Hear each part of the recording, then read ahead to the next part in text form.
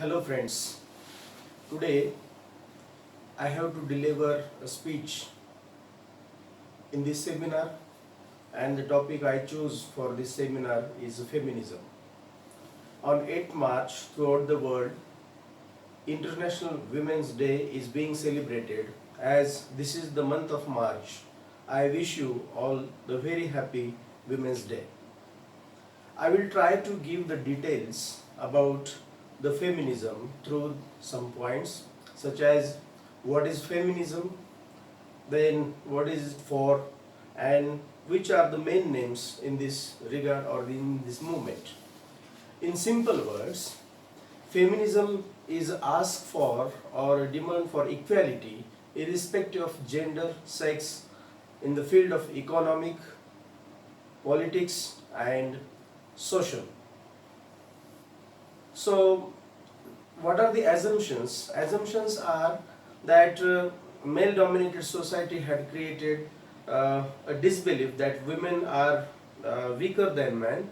So, due to this aspect and due to this patriarchal mentality, women are or were marginalized, and they raise struggle or the movement for the equal rights in the field of politics, economics and social sector.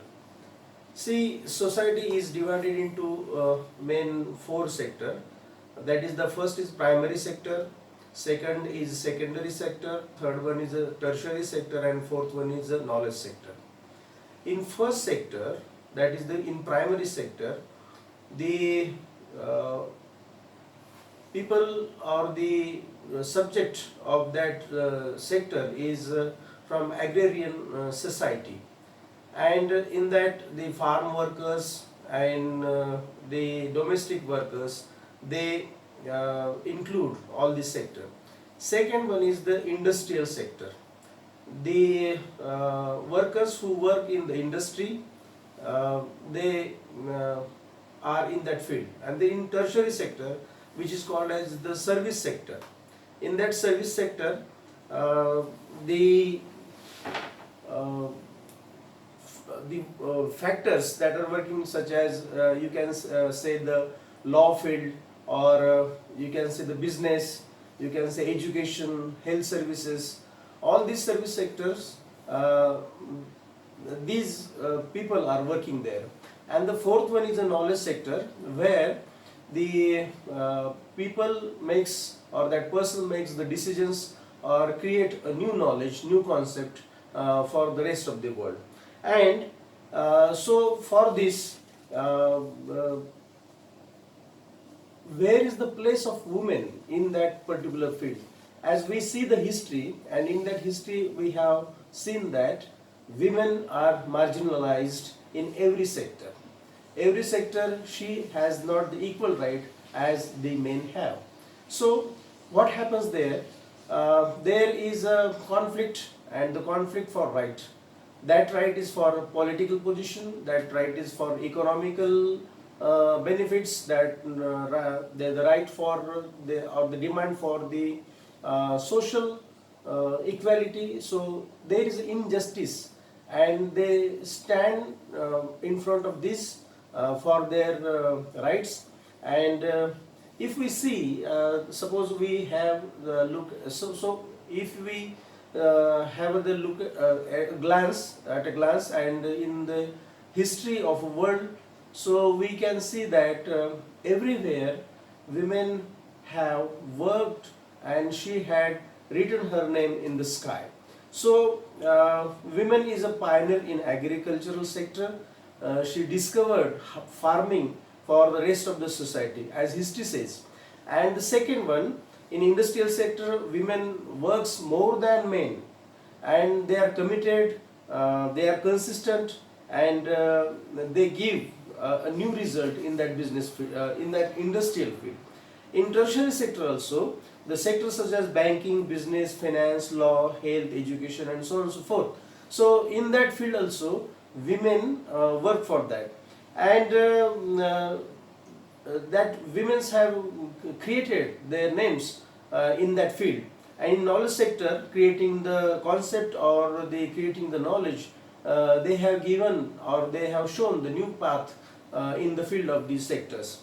So we can have the names like in science field Madame Curie, in politics Indira Gandhi, in social services like Mother Teresa, then in literature Sarojini Naidu, in sports P.T. Usha. So and so forth. So many names are there in that field. So there is the first restlessness in women's mind. If they are doing their best, so why they don't have the equal rights then? So they have created the movement, and this movement is called as a feminist movement. And in this regard, we can say have on the type of their movement or their the working strategy, these movements from the feminism point of view, we can say that there are the four types of these feminist movements. First one is a radical movement, second is Marxist, third is liberal, and fourth is the difference feminist movement. So what happens here, how they react or how they raise their demands in this section, and so depending upon their nature of work, these movements are partially divided into four parts. So the question arises, so what is the basic idea of feminism? So with the help of definition, we can say that feminism is defined as a socio-political movement and the belief that they believe in the social, political and economic equality of the sexes. So what is the call of this movement today? So they call for the equal rights, sensitization towards them, and an unbiased approach, and world devoid of patriarchy. So these are the major thrust areas where women want their equal rights. So they ask for and defend for the right for vote, equal pay, education, maternity leave, domestic violence. So in these areas, women have their demands and they ask for the equality in the field of politics, economics and social area. So so many writers are there. They have written their ideas through the stories or the essays, or their thoughts are reflected in their literature. The main name in this area is Simone de Beauvoir. So she was a French writer, and she said that women is not born, she is made woman. So this aspect had changed the view of this feminist movement, and in philosophical approach we can see that biologically though they are different, but as far as the equality is concerned, they have proven that they can work as like men. And referring these four sectors of society, that is the primary, secondary, tertiary and the fourth knowledge sector, in every field they have contributed a lot. And so depending upon the work of these women in the field of literature, in the field of art, in the field of media, in the field of health, education, everywhere they had contributed more than men. So how we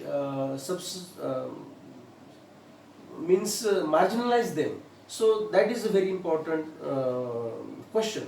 And these questions are raised through the literature of Simone de Beauvoir, then Kate Chopin, Toni Morrison, Alice Walker, then Margaret Atwood, George Eliot, Sylvia Plath, Doris Lessing. In Indian context, we can see that Mahashweta Devi is a feminist writer.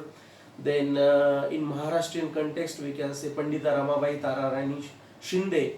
They, with their literature, we can sense the feminism through their literature.